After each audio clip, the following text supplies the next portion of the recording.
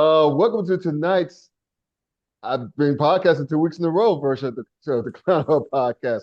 I promise you, y'all, it's the year 2025. I'm gonna be better about podcasting. But anyway, welcome to tonight's uh the Clown podcast. You can check me out on Facebook. Just type in the Clown Times. You'll find me there as well. I haven't posted there as much lately, but I'm trying to get back to doing that. Again as well. I've been busy, like I said last week, with creating shorts on YouTube and on TikTok. So I'm trying to mix the gumbo back, get the gumbo back, if you will. So I'll also be updating my website, The Clown Times. So that's www.theclowntimes.net, excuse me. You could also check out my merch at campuspress.com. Just type The Clown Times, you'll find my merch there as well. And he's back again. He's showing out. We'll get to why he's wearing that hat a little bit later on the podcast. But y'all know who he is. This is when you are such HBCU sports reps for all things HBCU sports, as well as Sleazy Radio every Tuesday night, I believe, on YouTube and Facebook. And last but not least, his great work with HeroSports.com as reps about all things FCS athletics as it pertains to HBCU specifically. Dwayne Nash is back in the house. He's happy, about to talk some shit later on, but we'll get to that part later on. We're going to handle some good stuff first. How you doing, man? Man, I'm doing good, man. Dealing with this cold weather here. Yes, I'm still not adjusting yet, and this is solely because I was just in California a few weeks ago. I told you that right. last week. I come back, it's snow on the ground, and it's just been progressively getting cold here in DC. Man, it's been sub 20-degree temperatures here in the district for the past few days, and it's been a bear. But I'm doing the best I can. But let me go ahead and correct you on one thing. Uh-oh. Sleazy Sports, you can most definitely catch us every Tuesday night on Facebook. Our Facebook account is Sleazy SLZE Sports. You can find us right there on Facebook every Tuesday night, 9 p.m. And if you can't catch us live at 9, of course, it's going to be right there on our account. There you go. So you're not doing YouTube now, just I don't. Facebook I don't Live? believe we are doing YouTube Okay, now. I okay, think I got you. Cool. it's going to be solely back to just Facebook for right now. Got it. Okay. Just Yeah. thanks for pointing that out because I was telling lies the last 2 weeks. Okay. So let's get to it, man. So I was gonna allude to it last week a little bit, like you alluded to it near the end. All these hirings in the HBCU world, like Michael Vick, Norfolk State head coach. Deshaun Jackson, I believe Delaware State head coach. Yes. Uh-huh. So now there's rumors that the state's free safety for the Ravens. Ed Reed. Ed Reed, yeah, Ed Reed is looking to get a second try somewhere else. More than likely Grambling. So first, let's just touch upon Mike Vick. I see what you said. Let's first touch on Mike Vick and Deshaun Jackson. So give me your thoughts on both hires. I think one personally is this a natural. That's Mike Vick. He's at Mm-hmm. home, Yeah. literally at home. And Deshaun just said that he always wanted to coach at HBCU. He said that many times, apparently. So let's start with Mike Vick. What are your thoughts on the Mike Vick hire? I mean, to your point, most definitely a natural fit in terms of his familiarity to the region because that's where he's from. Right. Right. He's a Tidewater area guy.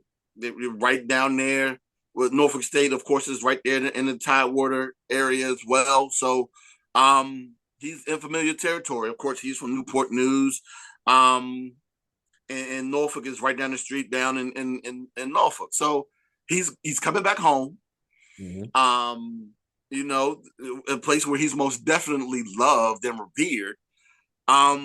But I still have my questions. The same thing with Deshaun Jackson. Sure. Now, to hop on that real quick, of course, we all know Deshaun. For those who aren't familiar, Deshaun is from California. He went to Cal, if memory serves me correctly. Correct. He went to Berkeley, yeah. Played the majority of his time in the league with the Eagles. Played a little bit with the then Redskins. Right. I'm trying to remember where he played some other places too for a little bit too, but most notably with Philadelphia. But Philly, right there, hop, skip, and a jump away from Delaware State. It's not That's that correct. far. That's correct. I believe it's about an hour, maybe even less than an hour away. It's most definitely looked at as the largest city closest to Dover. So he has some familiarity there.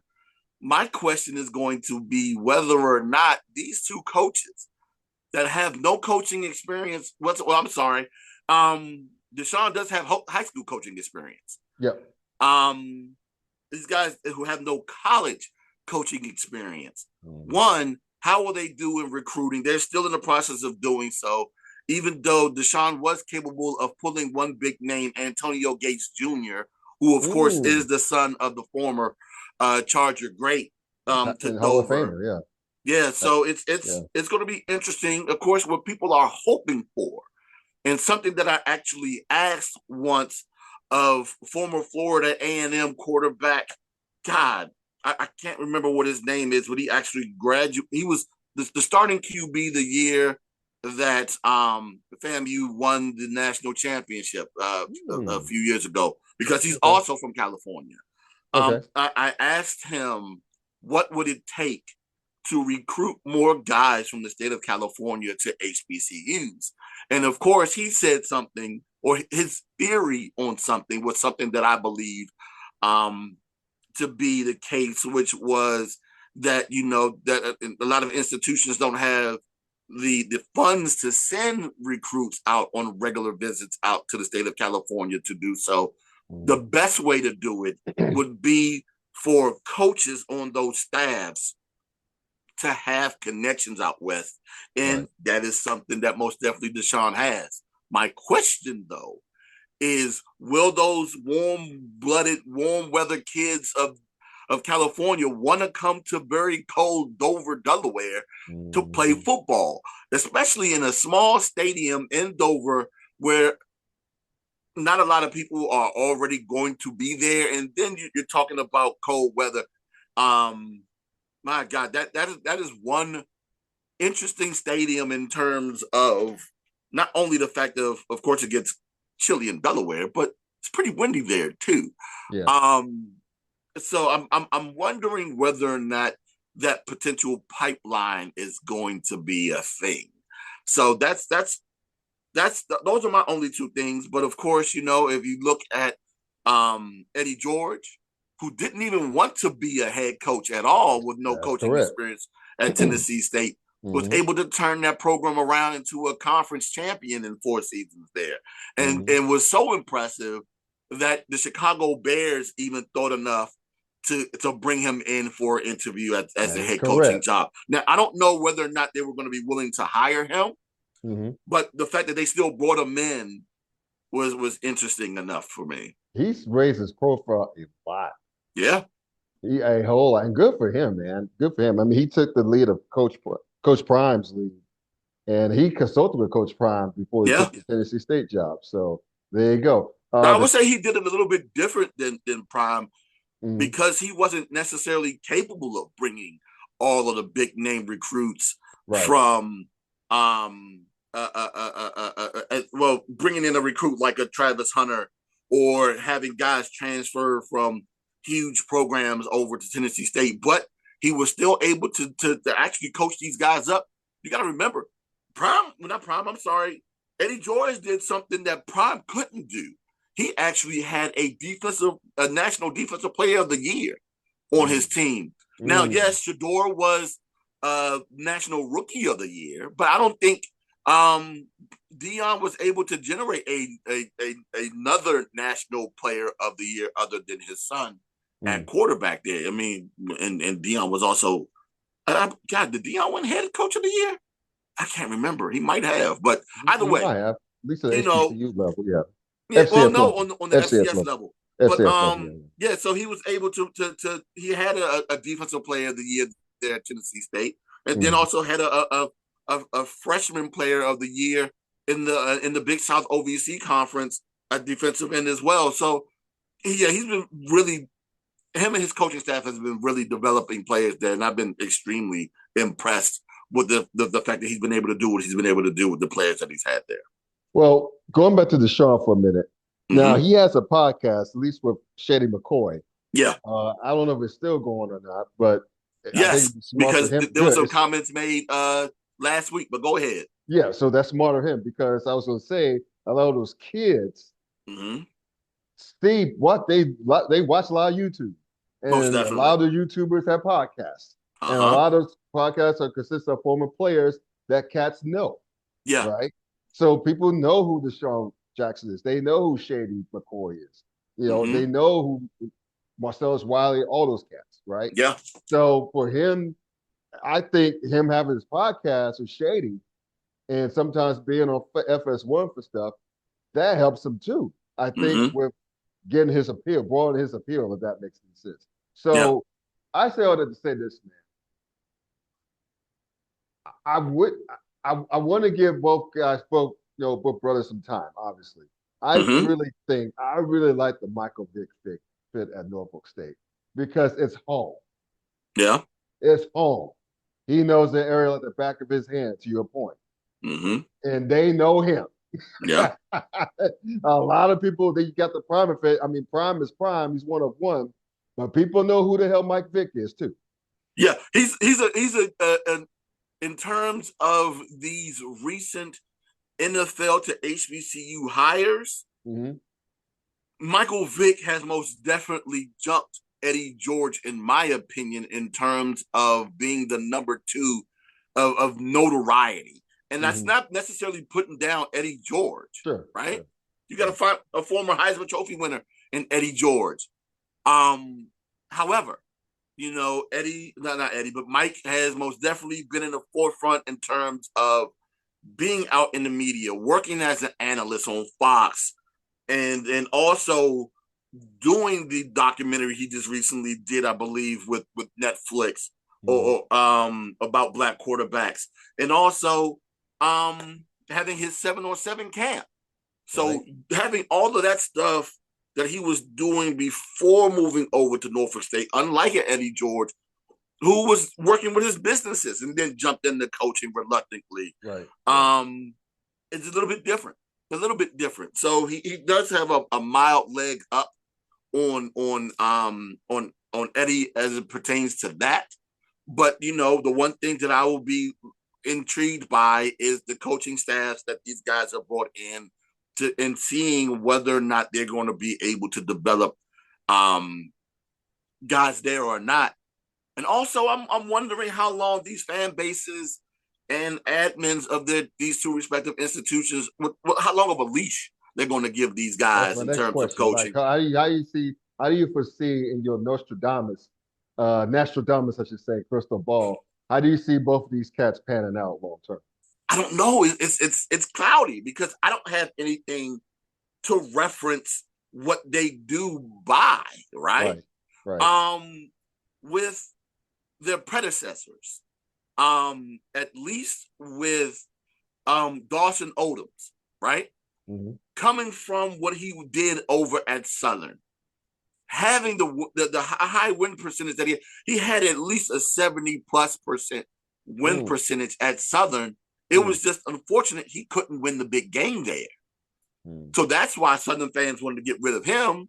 So I was anticipating something close to that once he got to the state of Virginia. It was just unfortunate that during his 4 years there, his players can never stay healthy. And he could never get the play that he wanted out of those guys that he got there, which led to his demise.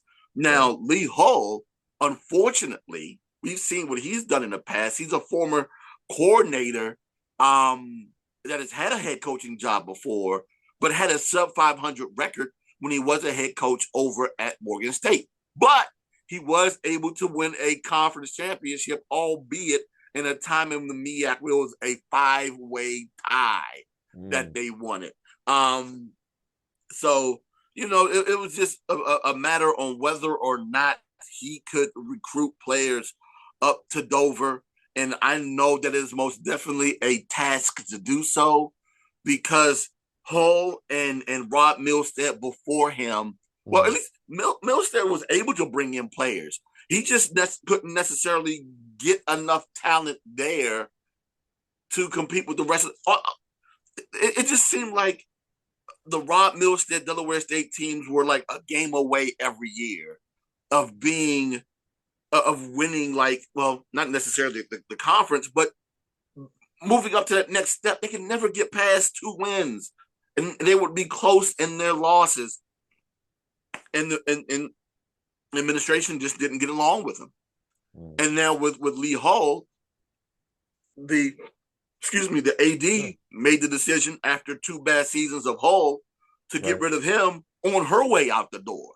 So, yeah, I'm just intrigued to see what these cats do in a conference with a I was about to say Buddy Pugh, but Buddy's no longer there. With a God, I see his face with a Chinnis Berry, who's at South Carolina State, who just won the MEAC last year.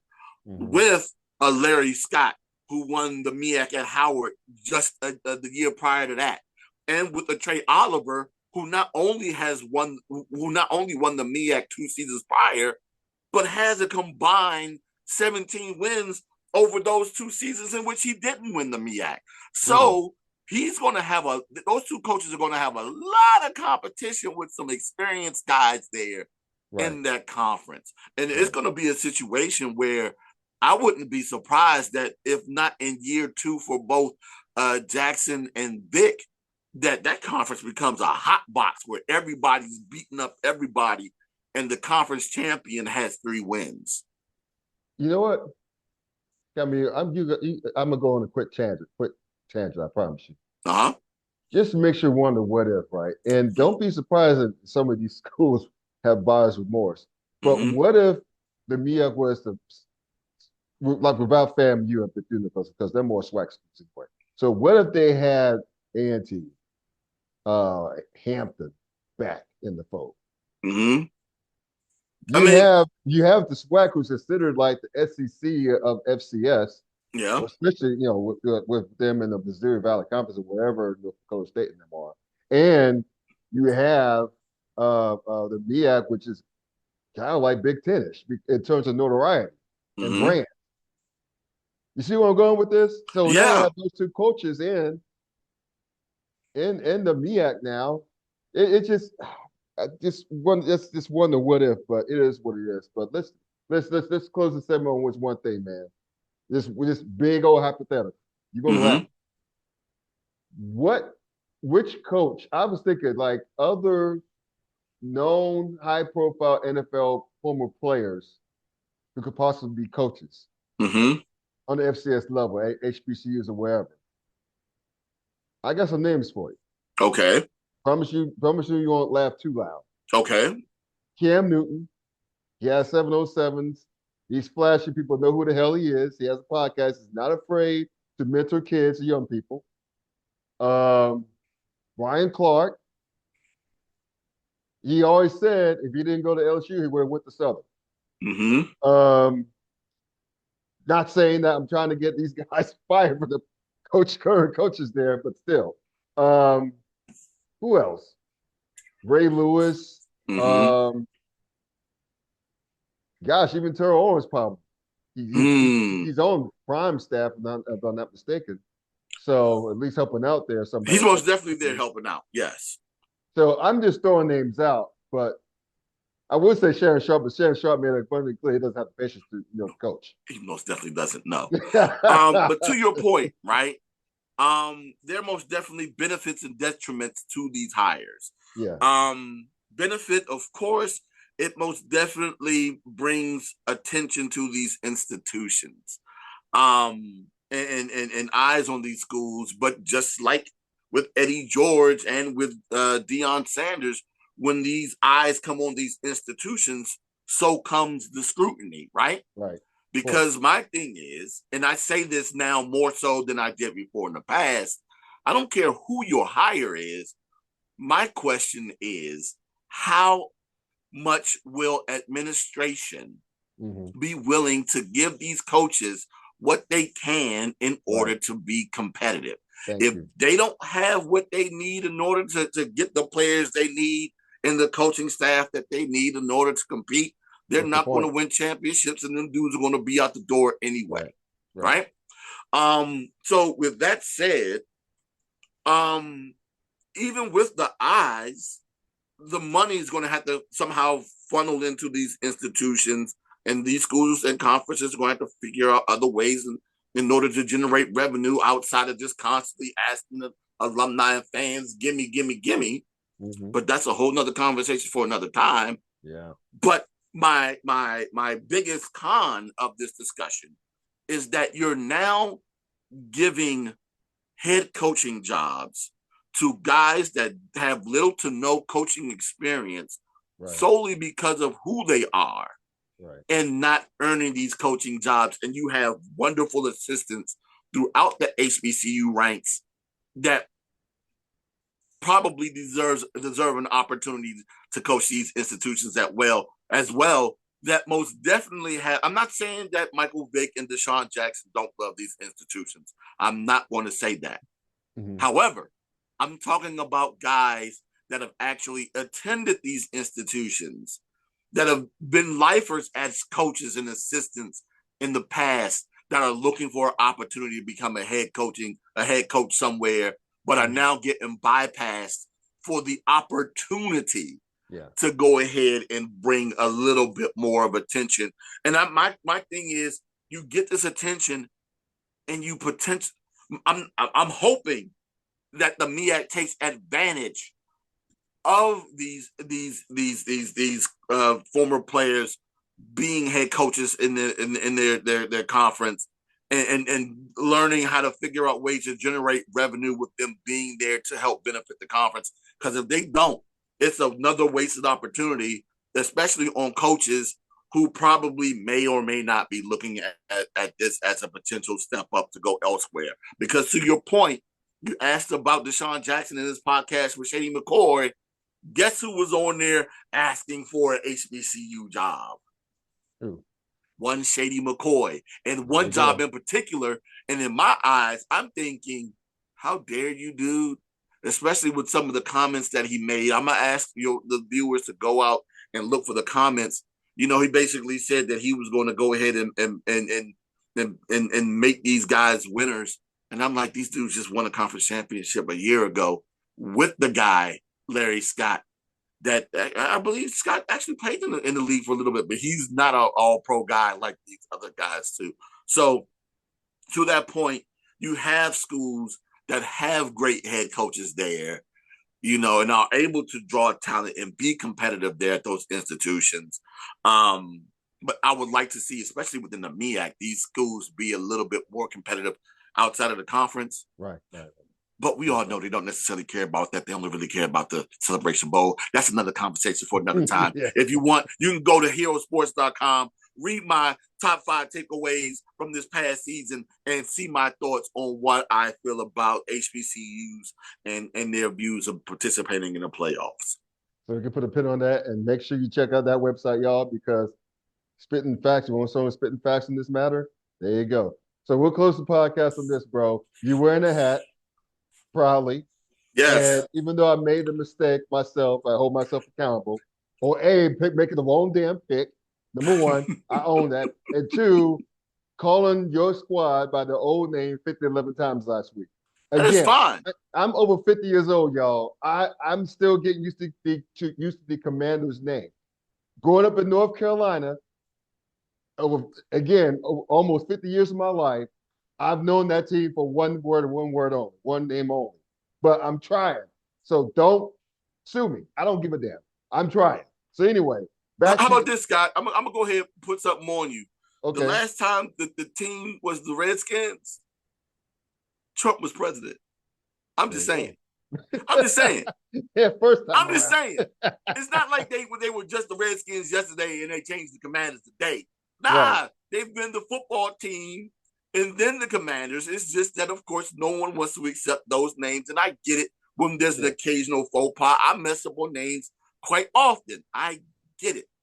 But yeah, man, let's be real. It is. It's been 4 years, bro.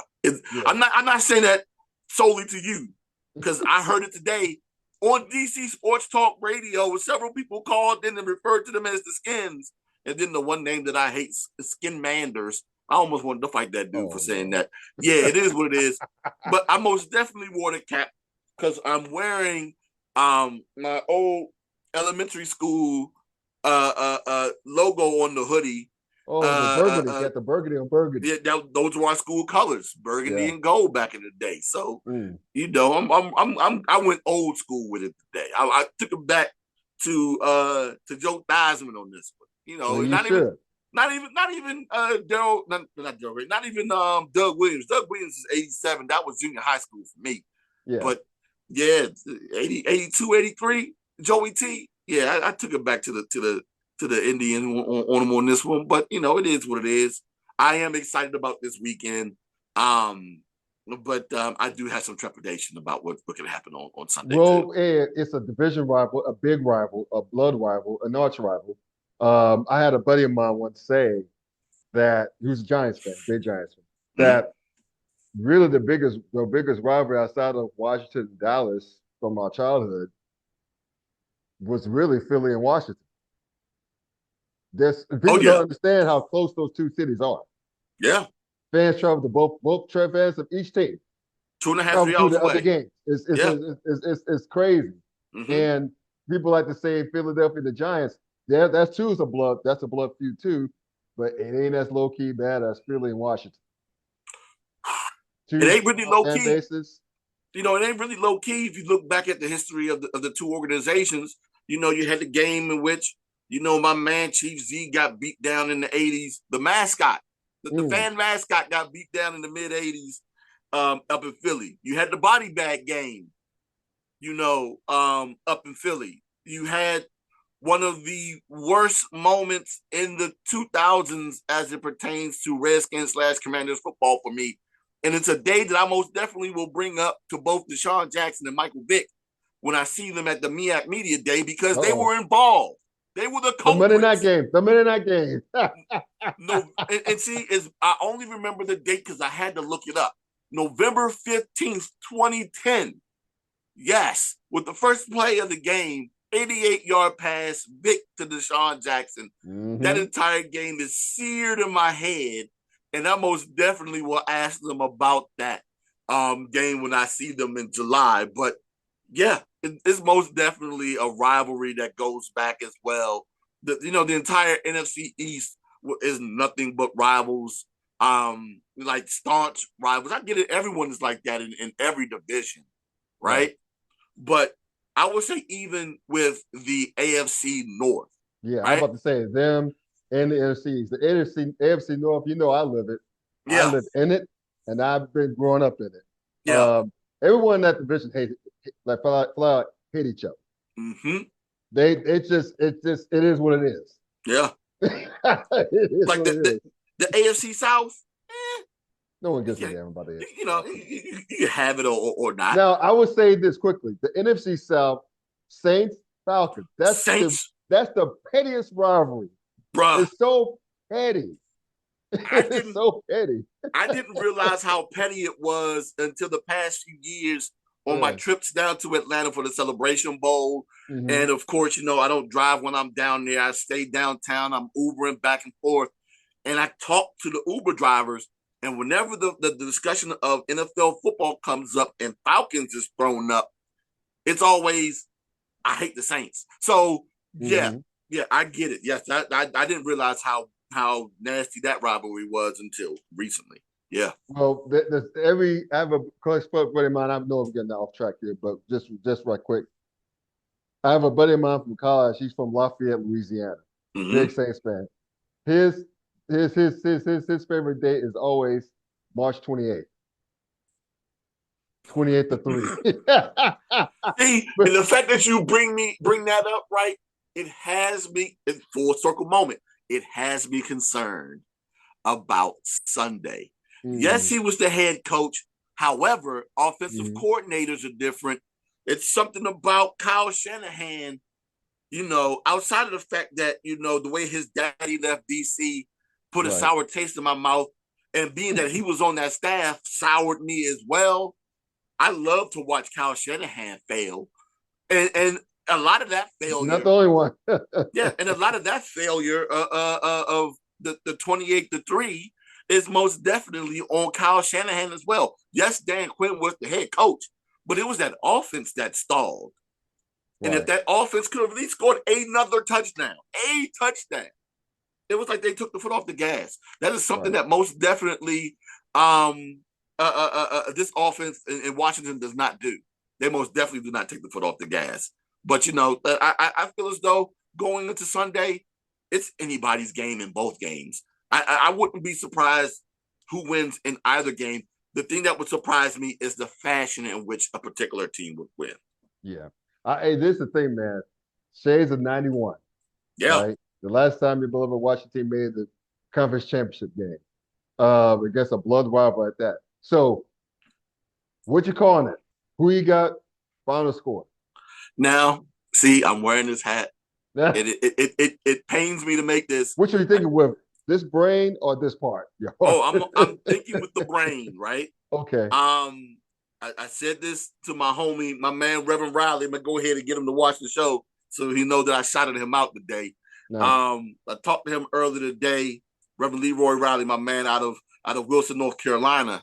Actually, he asked me today who I think would win.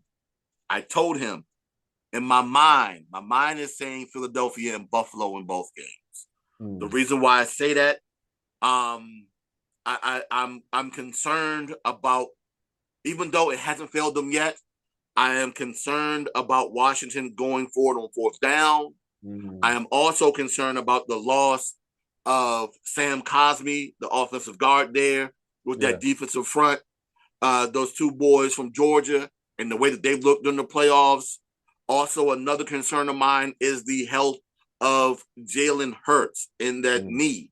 If his knee is 100% and he is able to pass the ball for 200 yards or more, I'm looking at a Washington loss there. But if it's under that, if it's under 200 and Saquon, I'm comfortable and I feel as though that Washington has a chance. Well, they do have a So chance. Yeah, they yeah, do have a chance, but like for sure. It just comes down to this for me. One team has Saquon Barkley, the other team doesn't. yeah. Nah, that's just what it comes down to. But you And know what? To your point, yeah, Saquon most definitely had big days both games during the season. He was contained in the first three quarters in game one, and then blew up in the fourth quarter when they scored 14 points and ran away with it. And the game in which they lost, he had a huge first quarter, but they shut him down in the second half. So, yes, they got Saquon, but Saquon was Saquon in New York too, right? right. And had those games we had spurts. The Yeah. thing is, can you contain everyone else? And yes, AJ Brown has the ability to have a big day. So does your boy Devonta Smith. If he's not dropping passes like he did in that last game against Washington. But the thing is, I truly believe if Washington can contain that passing game and figure out a way to hold Saquon in the second half, but let him go off in the first half. Y'all better not let Jaden Daniels have the ball, the final possession of the fourth quarter with it less than 7 points. Man, look, if he makes me wrong again, I just have to just tip my cap and just watch the Super Bowl like this.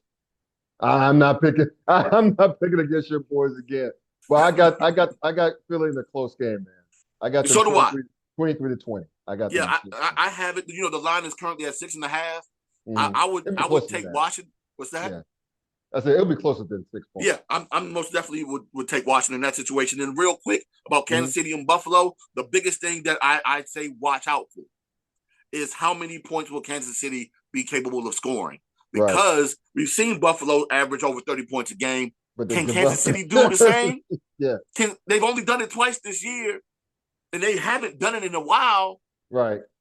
If Kansas City is either able to score 30 or more, or they're able to hold Buffalo to 21 or less, Yeah. Kansas City wins the game. I just If they I just score, I go just ahead. hope that Buffalo does Kansas City. I'm starting to not like those guys. I think the NFL rigged. I think the officials. You pass gas on Patrick Mahomes, they're going to throw a flag. So no disrespect to Patrick Mahomes. He's a good young brother, but I'm tired of this. I'm just tired of it. I'm sick and tired of him. Go Bills. I know a lot of Bills Mafia, members of Bills Mafia. Go Bills. Sorry, Chiefs Kingdom. I'm just tired of you guys.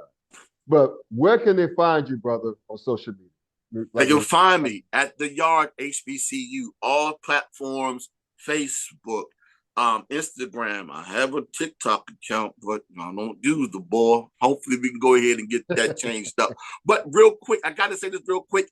Yes, I'm picking Buffalo and Philly to win, but my heart is saying Washington and Buffalo. So, if that happens, I will not be disappointed, but I wouldn't be shocked anyway who can walk away. So, yes, like I said before, at the Yard HBCU, catch me there. All social media platforms, you can find me there. Hit me up. Nice. And remember to check him out. His links will be in the description under this video on YouTube. And remember to look for me on Facebook, the Klown Times, social media there. You find me there. I'll do a better job of posting there. I'll update the website more, the Klown Times, www.theklowntimes.net. And please like, comment, share, and subscribe to this channel so you can get more of these podcasts and be better about it. I'm working on that now. And you can also check out my shorts there. And I'm on TikTok as well. So until next time, enjoy the weekend. Enjoy the great games. Hopefully there'll be great games. And we'll holler at you next week.